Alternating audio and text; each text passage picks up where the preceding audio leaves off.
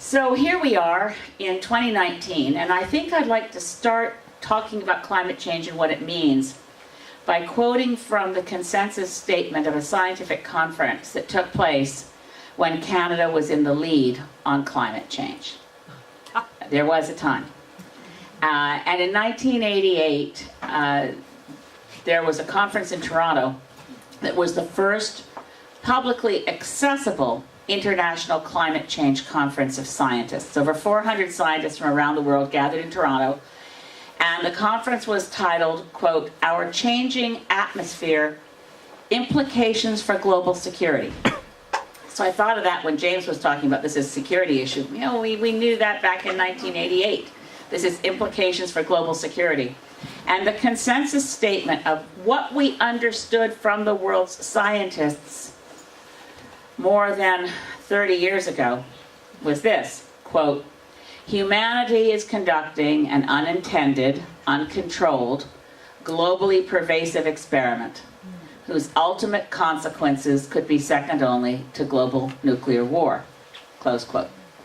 Now that conference, when Canada was in the lead, led to something called the Toronto Target, and I could recite for you every target that Canada has adopted since that time, but your head will spin from numbers. Just to say that between 1988 and 1992, in the time when Canada was in the lead, the world negotiated the United Nations Framework Convention on Climate Change, and again Canada was in the lead at the Rio Earth Summit, where that convention was signed and ultimately ratified by every nation on Earth. Every nation on Earth is still bound by the United Nations Framework Convention on Climate Change. And I was there, I remember, what were the chances that we'd ever see George Bush and Fidel Castro on the same stage signing the same document? All nations on Earth, bar none, are legally obligated to meet the terms of the United Nations Framework Convention on Climate Change, which called for every nation on Earth to take aggressive action to reduce use of fossil fuels, to reduce greenhouse gases coming into the atmosphere, and also, to what Anita was saying, to adapt to those levels of climate change which we could no longer avoid. That's been a legal obligation since 1992. To my horror, I read the other day that the total amount of greenhouse gases emitted to the atmosphere since the beginning of the Industrial Revolution, when humanity first harnessed the energetic potential of releasing the carbon stored through photosynthesis, which is essentially what the Industrial Revolution was, gathering up photosynthesis. Oh, I have other climate scientists in the room, I better be careful. But that release of energy was a one-time only thing. We got all the fossil fuels and started burning them. It started in the Industrial Revolution. But of the total greenhouse gases emitted to the atmosphere since the Industrial Revolution, half has been since we signed the treaty.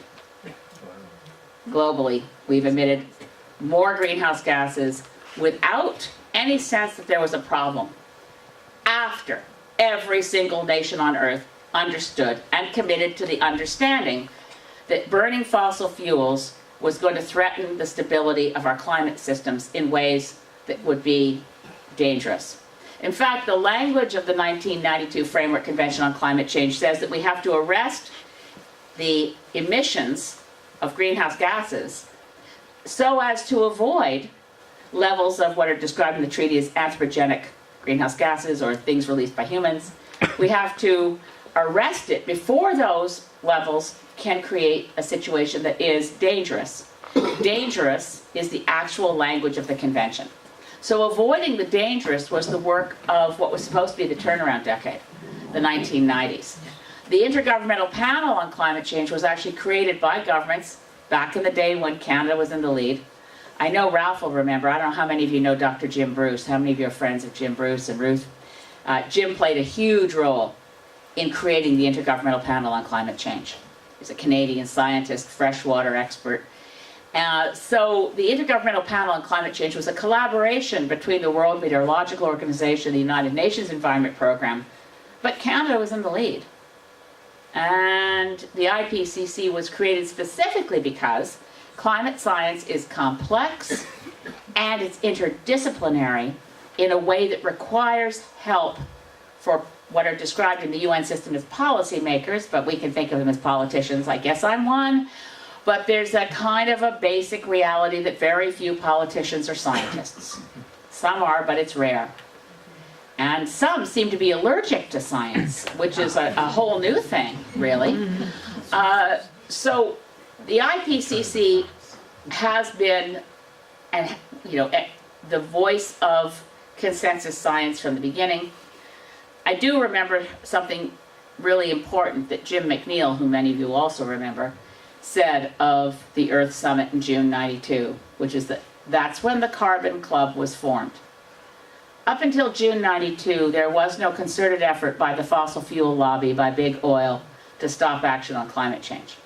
Up until June '92, there was no effort to lie to people and say the science wasn't settled. So the myth of doubt around climate science didn't exist when I learned my climate science, which was awfully lucky for me. I learned it from Environment Canada scientists when I worked in the department from '86 to '88. And Environment Canada scientists were really clear. So where are we now? We've lost the chance, the once in a, forever chance of avoiding the climate crisis. We've lost the chance to stop the glaciers from retreating. We've lost the chance to stop the Arctic ice from melting. We've lost the chance to protect all permafrost. We've lost the chance to prevent sea level rise. We've lost a lot of chances, and we've encountered some nasty surprises along the way. Between '86 and '88, when I worked at Environment Canada, scientists weren't anticipating coral bleaching and the loss of coral reefs. We were anticipating that if we didn't do anything, Ottawa would get a lot more ice storms. We were anticipating sea level rise could happen. But if we'd reduced greenhouse gases then when we had the chance, we wouldn't be looking at the scenarios we look at now. In my new home province of the last decade or so, this summer we had 400 forest fires. Some days in downtown Victoria, we had the air quality of Beijing. Some surgeries were canceled because they couldn't keep the air quality in hospital sufficiently good to have a surgery because our air quality was like Beijing. So air exchange systems were bringing in forest fire smoke from forest fires that were happening hundreds of kilometers away in interior BC. We have had extraordinary flood events just this spring. People, when I just finished touring in New Brunswick, people are still talking about the extent of the flooding on the St. John River Valley. They've never had anything else like it. People are still talking about in the prairies having snowfall before they could get all their crops in. So we're experiencing things that are out of the range of it used to be like this. The climate of the lovely era in which humanity evolved was hospitable to human beings. We got up off the savannah as apes that could stand on 2 feet, and we evolved to be the dominant species on the planet, the dominant force on the planet, having a bigger impact on natural systems than natural systems themselves. Wouldn't have happened if we hadn't had the hospitable climate. Part of the hospitable climate on this planet was the greenhouse effect. Without it, without that natural band of warming gases, water vapor, carbon dioxide, and so on, the planet would have been too cold to sustain mammalian life at all. So we've benefited from a hospitable greenhouse effect. What we did was we overloaded it by burning up, as I said, the fossil fuels that represented the stored carbon of millennia worth of photosynthesis. And even when we knew it was dangerous, we didn't stop. So here's the question. Past the danger zone, we now know that no matter what we do, tens of thousands of people will be displaced. Environmental refugees and climate refugees will become much more of a security threat ongoing. We know that food security will be threatened, water quality will be threatened, and extreme weather events will become an increasing threat, as was the tornado in Nepean, which Dr. Gordon McBain explained in a press conference held by the Green Party, and he is the former head of the Centre for Catastrophic Loss Reduction at the University of Western Ontario and the former president of the International Union of Scientists, a very renowned scientist, completely linked what you see here with the tornado in your community with climate change science. We have all these things happening around us, so we can say it sure feels dangerous. In Paris in 2015, when Canada was back, we did some good work. in that Canada was the first industrialized country to say that the treaty should state that the goal is to hold global average temperature increase to no more than 1.5 degrees Celsius above what it was before the Industrial Revolution. When Canada took that position, other countries followed. Industrialized countries, the developing countries were already there, because the low-lying island states know that if it goes above 1.5 degrees Celsius, they're gone, they're underwater, they're lost. The African nations know if it goes above 1.5 degrees Celsius, they're subjected to extreme weather events, particularly long droughts followed by intense floods, and they lose food security. It was popular before Paris, in terms of the discourse around climate, to say that the goal was to avoid going above 2 degrees Celsius, global average temperature increase. And so what the world governments asked of the IPCC in Paris was, please do a study and give it to us by 2018 to tell us what is the difference in climate impacts between holding global average temperature increase to 1.5 degrees and letting it go to 2. What's the difference in impacts?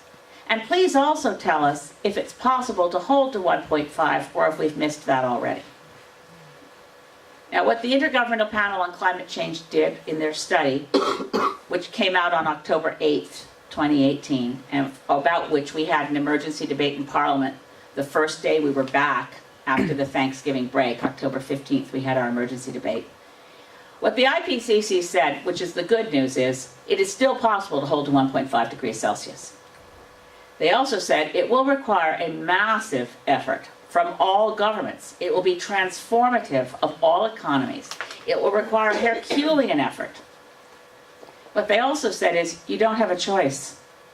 If you want human civilization to survive, if you want to avoid runaway global warming that will take us to ever higher levels of global average temperature, such that human civilization is doubtful to continue, and the human species, as well as millions of other species, may in fact go extinct. If you want to keep the world safe for human civilization, humans and other species, you can't go above 1.5 degrees Celsius. It's an imperative. And what they also said was, and it's hard to imagine this, the figures sound so very small living in Ottawa as you do, where it can be 30 degrees in the summer and minus 30 in the winter. 1.5 or 2 doesn't sound like much. So I just want to orient it again in global average temperatures. Global average temperature changes of 1 degree is huge.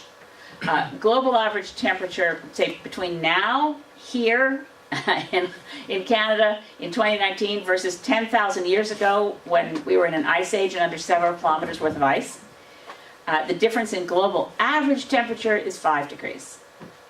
So 1 degree is huge. We're already at 1 degree Celsius global average temperature above what it was before the Industrial Revolution. So now what we're saying is, can we hold it so we don't go more than another half a degree more? And it's imperative that we do so because, although not a safe zone in the sense that absolutely every part of the planet is going to be just hunky-dory, we know that the IPCC listed the things that are going to happen if we hold to 1.5, and they involve hundreds of thousands of people displaced and environmental refugees and loss of water here, but we survive overall. 2 degrees is far too risky and it's too dangerous. So to achieve 1.5 degrees Celsius global average temperature increase, we have a one-time only chance. Just as we did in the late 80s, early 90s, we had a one-time only chance to avoid it happening at all. We could have stopped climate change before it became dangerous. We have failed to do that. So now the question is, are we going to be capable, as a society of societies, as a community of nations, as a human family, are we capable of saving ourselves now that we know that we're up against worst case scenarios? We're up against, you have to hold it to 1.5 degrees Celsius. And you can. That's the good news, we can. How long can we? Well, the window on 1.5 degrees Celsius will close within a few years of now if we don't shift gears. So when people say, oh, I heard the IPCC report is pretty scary, it says, in the next 12 years we have to change. No. It's like saying, okay, your doctor tells you in 12 months, you've got to lose 50 pounds. So you can start 11 months from now. Because you can lose 50 pounds in a month, sure. No, you can't. You have to start now. You have to reorient. You have to change. That's what the IPCC has told all the nations on Earth.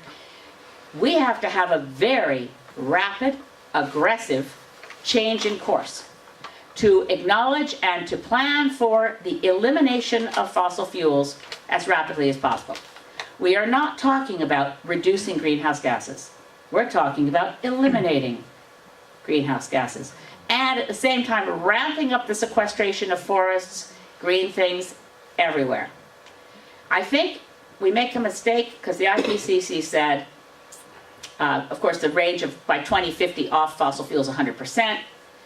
But by 2030, to hold to 1.5 degrees Celsius, we must, with no wiggle room, we must globally reduce greenhouse gas emissions by 45% below their 2010 levels and finish the job by 2030. That doesn't mean we got 12 years to kick around because we can kick it down the road some more like previous governments have procrastinated since 1988. We've known since then. Since 1992, we were legally committed to action. We can't procrastinate any longer. We have no wiggle room. We don't have 12 years. On the day on which the IPCC issued their report, we had 144 months. We now have 140 months. We should measure it in months. And if we don't have an action plan put together in 130 months globally, maybe 128 months, but you're not going to get the world economies to shift gears and go off fossil fuels if we don't reorient investment and political will. And why I started this talk by when Canada was in the lead is that we could be in the lead again. We know that when we're in the lead, other countries follow. We've got a real potential in this country to get our own act together, to commit to a more aggressive target than the one the IPCC has given us. And that's because, I hate to say it, but the IPCC reports are consistently estimating less impact and giving us more time to avoid it. The IPCC is a negotiated document between and among governments. They don't cry wolf. No. I mean, I read the trolls, they email me and they say, oh, the sky is falling again. The IPCC is always predicting things are going to be bad and then they never are. No. The IPCC does not cry wolf. If anything, the IPCC cries sheep. Yeah. They don't want to alarm us, and this is their report. One time only, this is your chance, and you can do it. That's why we have to do it. And if governments aren't going to do it, we have to do it. And if we don't think we can lead, I just want to close by recommending that if you haven't heard of Greta Thunberg in Sweden, you tune into Greta Thunberg in Sweden. And if a 15-year-old girl, as she was when she started her school strike movement, is unafraid to step up and tell the truth, then none of us should be afraid to stand up and tell the truth.